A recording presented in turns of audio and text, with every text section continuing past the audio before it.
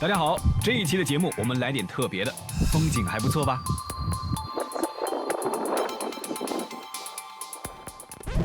怎么样？是不是有以假乱真的感觉？没错，现在你看到的才是由真人的吕林轩主持的前线开讲。我们今天两位呢，都是艺术还有科技方面的，算是专才跟从业人员。他们跟我们讲一讲 AI 在艺术创作和内容创作中所扮演的角色。欢迎两位。好。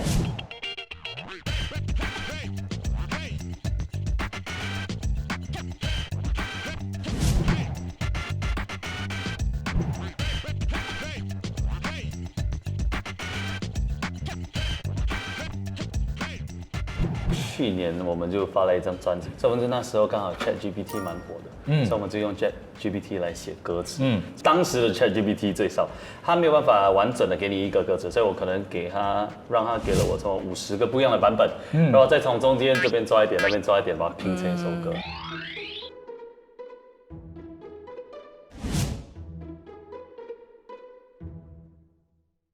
所以这3首歌，你觉得 A、B 或 C 有用到人工智能帮忙写 A， 因为它的歌词有一点奇怪。最后一个 C 呀、你觉得为什么？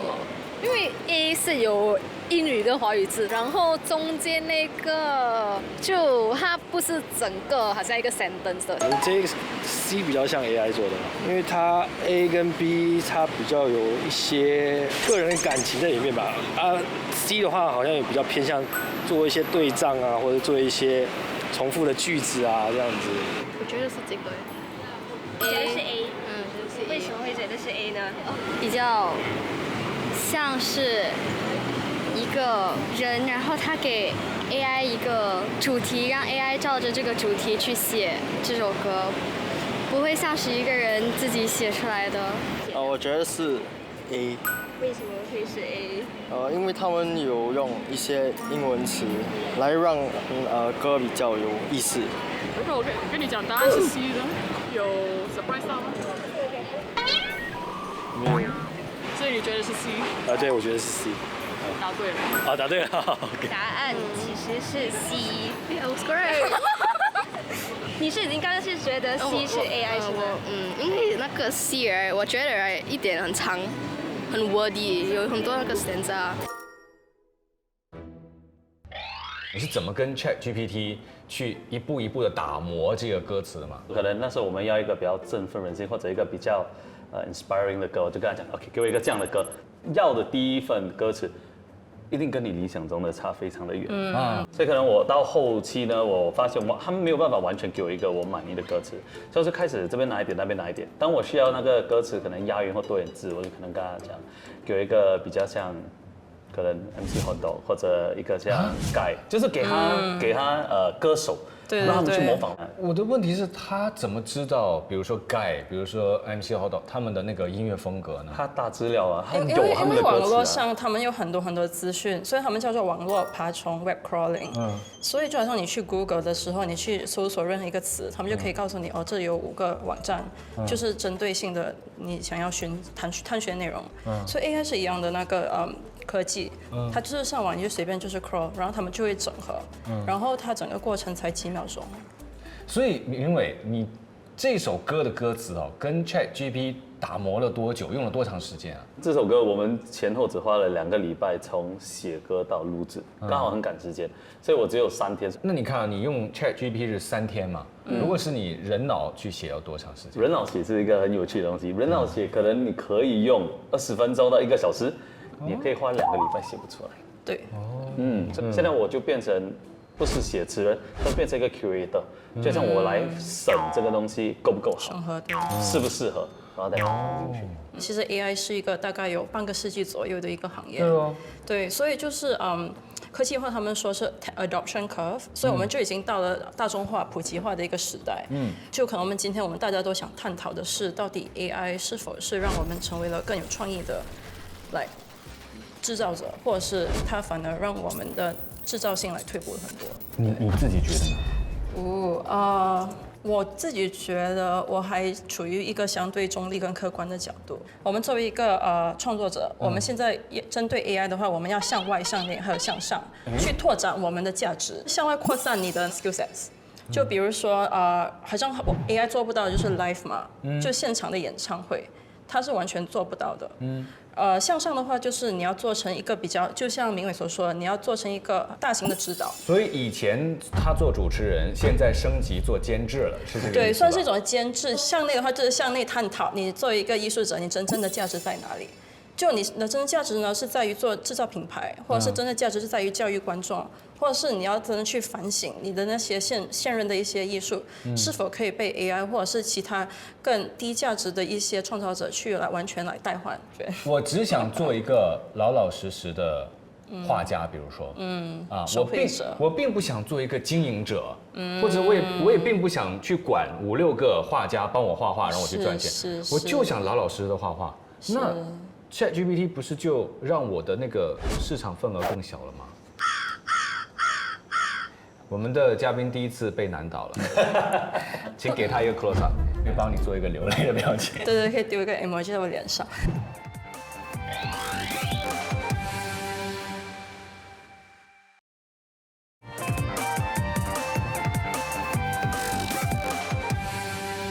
我觉得第一个层次的话，就我是觉得艺术一直都是需要科技去支撑。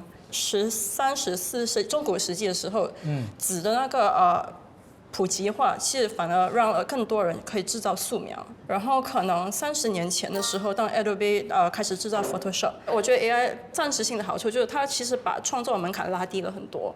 就很多针对我们就我做的第一家公司是一个插画咨询公司，然后我们最痛苦的地方不是我们做不了好的绘画，而是客户无法传播他们真正想要的是什么。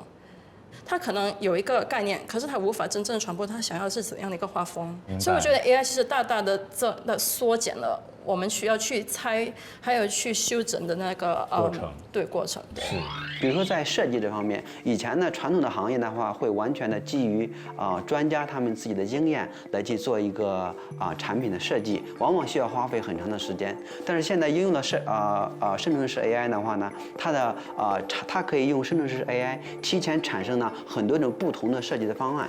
所以我们相信呢，企业的话呢，在不久的将来的话，每个企业都会有2个工厂，一个工厂是他自己的专业的工厂，拥有他自己的专业的数据啊、专业的那些的客户信息等等；另一个的工厂呢，我们叫是人工智能的工厂。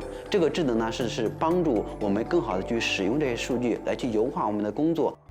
其实不管怎样，科技的发达永远会有东西取代一些最普通的东西。以前种田的人有了机械后，他们会不会担心种田没有饭吃？但最后那些种田也会用这些工具来稻田，对不对？对。所以很多东西其实虽然新的东西会来，你要去拥抱它，你要去学习它，因为呢你会。因为你如果不这样去做呢，你就会被时代淘汰。我一直有个问题，就是当我看一个艺术作品的时候我不光是在看这个作品，我在看的其实作品背后的那个作者。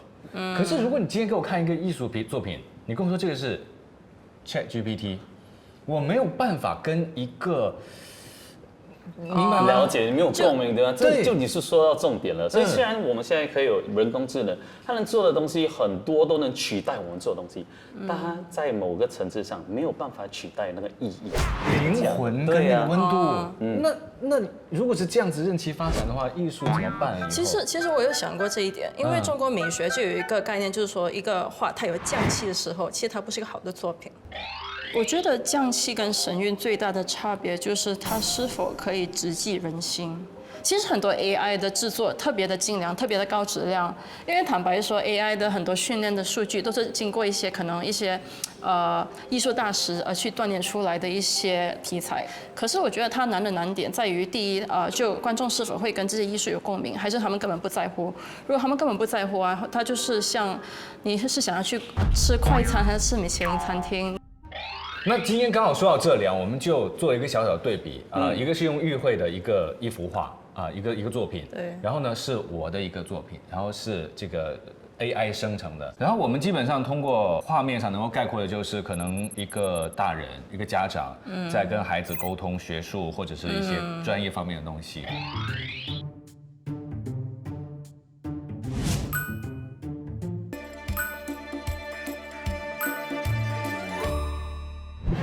看不懂就很乱。我觉得复杂，复杂一下。我觉得它蛮简约的，然后也蛮清楚的。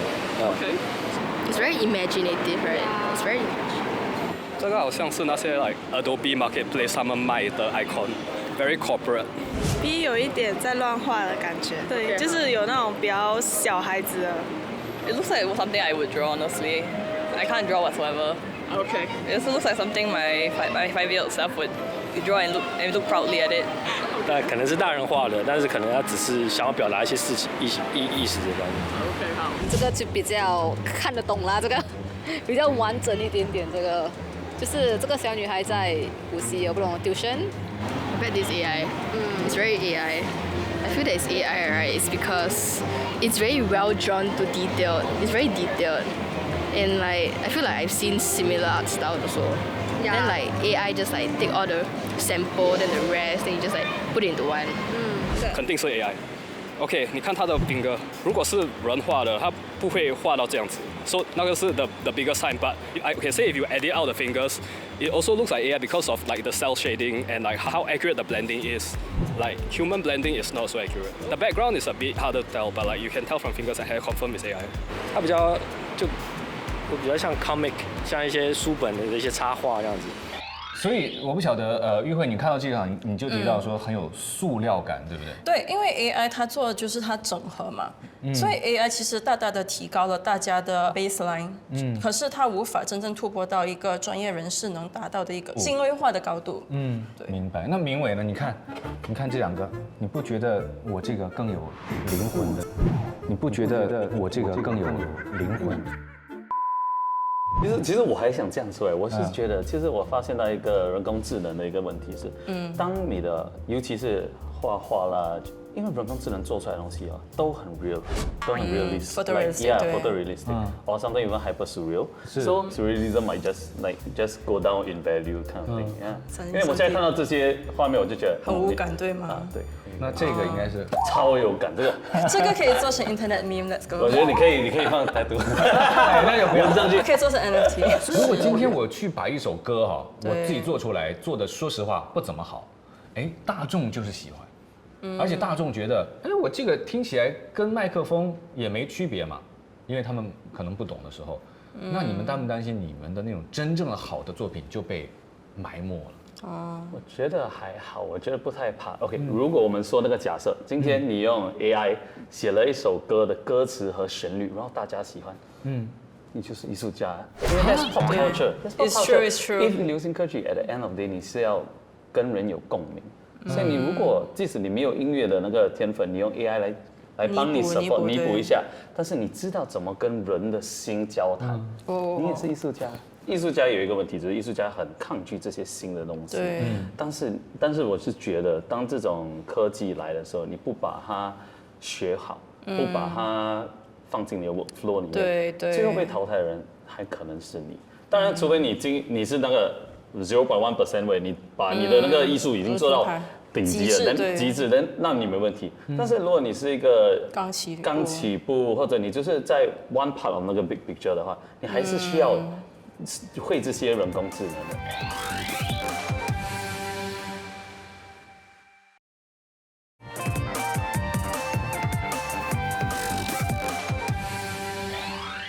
我也想说，说不定就是像我们这些手工手制的这些创造者，可能我们就是曾经的高定。AI 就是可能像我们的优衣库或者是我们的淘宝，它是一个平价类的产品，他们也会常常抄袭一些可能runway shows 的最新的一些设计，可是它也同时让很多大众普及化的拥有了不同各种各类的一些设计。如果你是一个手绘的艺术家或是绘画师，就你每次你做一幅成品的时候，你的定价大概美金3000到1万左右，就很多大众很多小公司，他们完全不会有这种预算去购买这样的产品。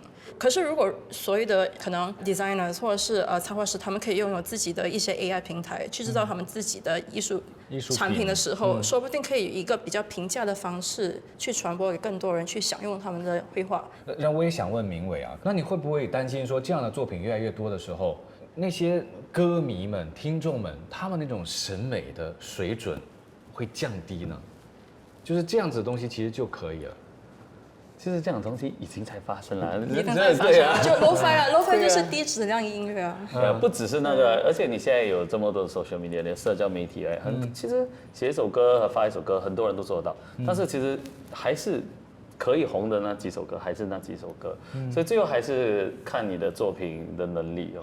可是我就发现现在很多在那个抖音上红的歌就你听了就是觉得还好怎么会这样红是吧？就是我为什么会觉得这首歌好听？天哪，我一定是我出了什么问题？很像有些歌我们听了很像 Queen 乐团的 Bohemian Rhapsody， 有些可能华语歌手对，很像阿妹的一些歌啦，可能张学友一些歌，你可以再听多20、30年，因为它够经典，它够特别。对。后来想学他们的歌，可能也没有这么成功，所以现在喜欢听的那首新歌，其实也没有错啊，刚好在这时候，它跟你就刚好有共鸣。但是如果他没有办法一直继续这样做呢，他还是没有办法持续。因为我觉得我们说艺术的时候，它是有一定的门槛，就技术的门槛降低了，可是它不代表它的内容的门槛降低啊。因为我觉得，尤其是在内容普及化的时候，其实我们大家的那口味变得越来越挑，越来越精明，大家都越来越知道他们到底喜欢听什么，想要什么。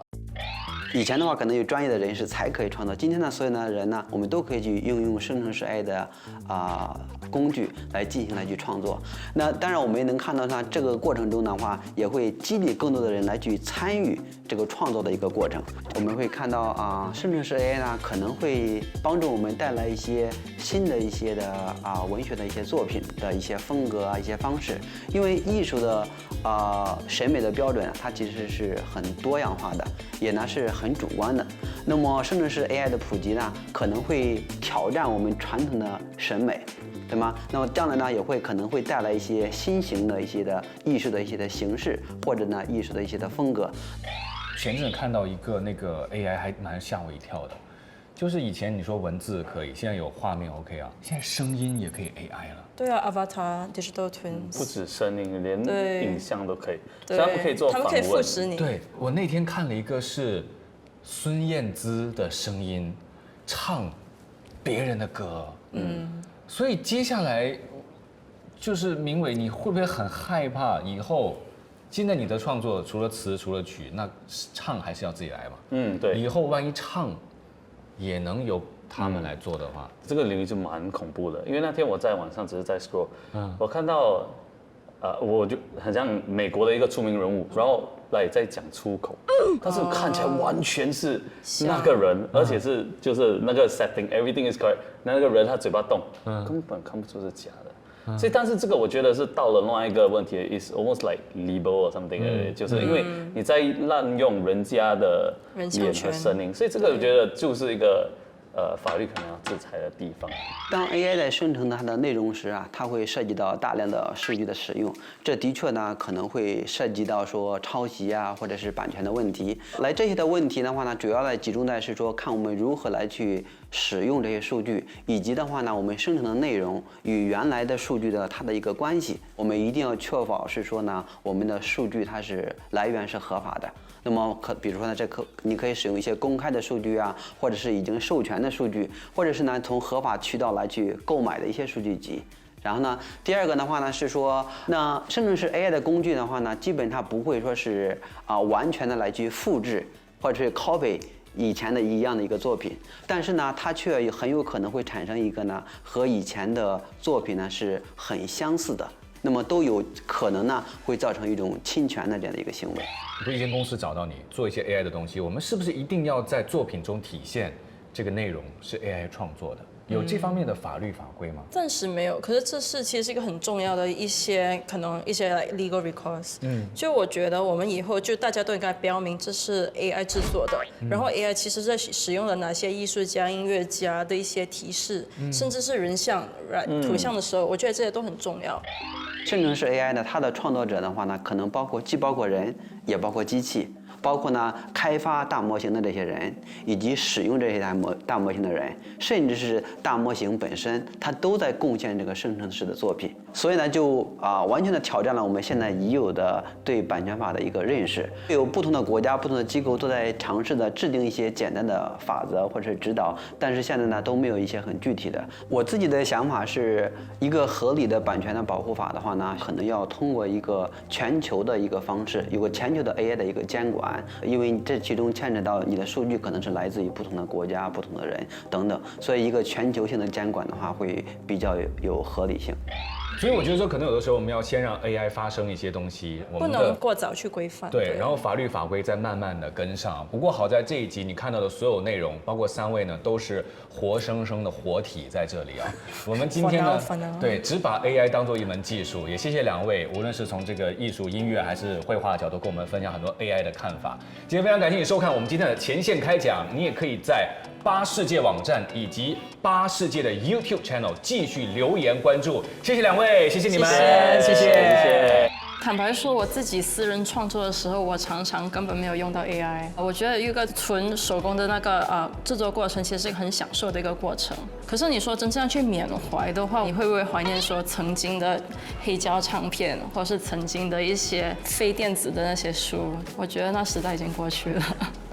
孙子兵法，你要知己知彼，百战不殆。所以，如果我们觉得他是竞争者，我们更应该去了解他，更应该去运用他，找到他不能做的东西，把那块做好。任何创作的主体和背后的一定是人类，所以 AI 它只能当作创作工具，每个人都有创作的权利。可是，对于什么是好的艺术作品，它是有标准的，艺术家是有门槛的。艺术也是有门槛的。